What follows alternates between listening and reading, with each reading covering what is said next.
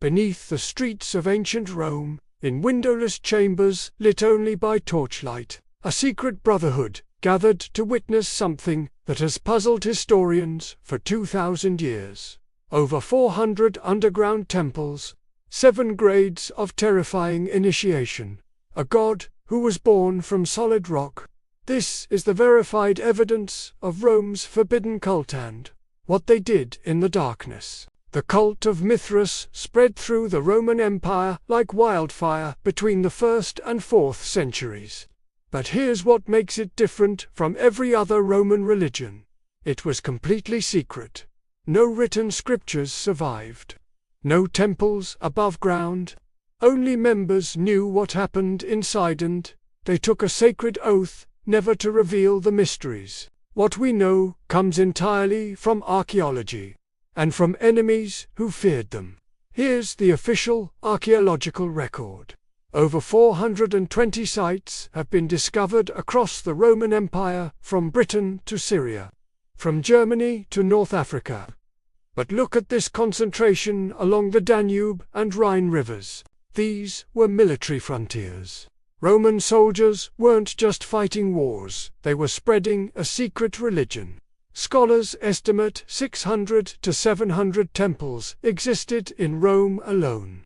The cult attracted a strange mix: legionary soldiers, imperial servants, minor bureaucrats, customs officials, freedmen who had earned their liberty. One thing united them all: they were men seeking power they didn't have in everyday life. Inside the Nympharum, a servant could outrank a centurion. The hierarchy of the surface world didn't apply underground. But one group was completely forbidden. Women. Not a single female name appears in any Mithraic inscription. Not one woman's image in any temple. This wasn't just Roman tradition, this was deliberate exclusion. Some scholars believe this single rule ultimately doomed the religion. When Christianity offered salvation to everyone, Mithras offered it to half. Every Nympharum followed the same design: a narrow entrance leading down into darkness. Stone benches lining both walls where worshippers reclined during sacred meals. At the far end, the altar, and above it, the central image of the cult Mithras subduing the bull. These temples held only 20 to 40 people. This was intimacy by design. Brotherhood forged in darkness. According to verified sources, initiates climbed 7 grades of mystery. Corax the raven, Nymphest the bridegroom, Miles the soldier, who had a crown placed on his head, then was ordered to reject it, saying, "Mithras is my only crown." Leotha, lion, purified not with water but with honey. Perses, Heliodromus, the sunrunner. And finally, Potter the father. Each grade unlocked new secrets. Each demanded new trials. What did initiation involve? Ancient sources describe 3 types of ordeal: heat exposure to fire or flames, cold immersion in freezing water, and hunger-extended fasting that pushed the body to its limits. Initiates were stripped of all rank and clothing, blindfolded, led down into complete darkness, and then something happened that made them believe their old self had died. Archaeologists found something extraordinary at the regal Nympharum in Germany: a theatrical sword designed to collapse when pressed against the body. The initiate was sacrificed, laid on the ground, then raised back to life as a new person.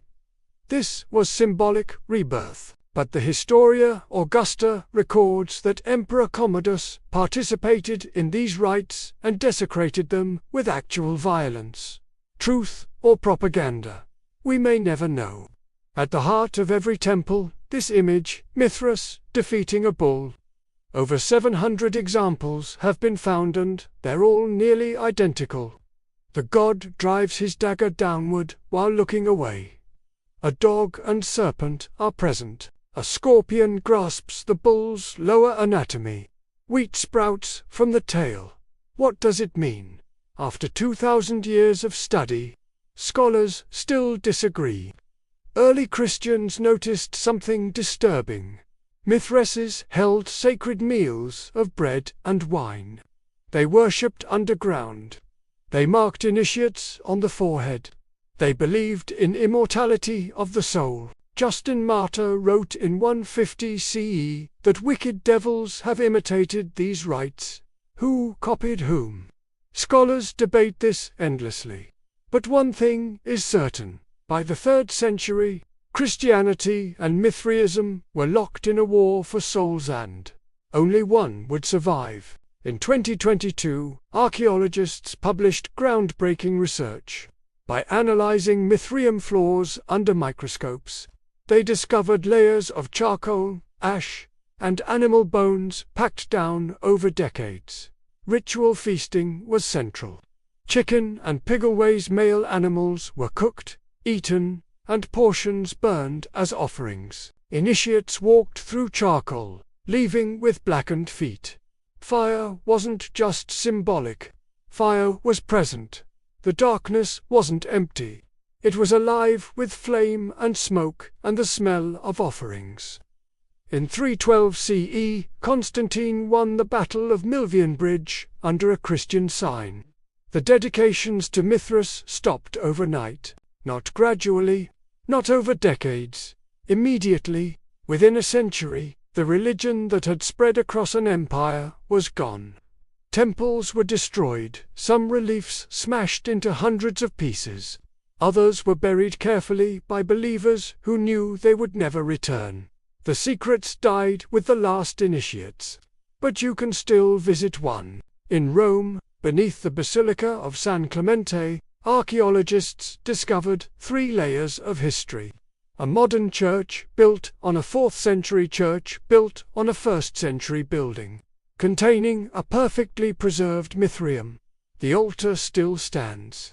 The benches where worshippers reclined are intact. The relief remains in place. 2,000 years later, you can walk into the darkness where Romans gathered to worship their forbidden god. Mithraism died. But it wasn't the only thing threatening to destroy Rome in the 3rd century.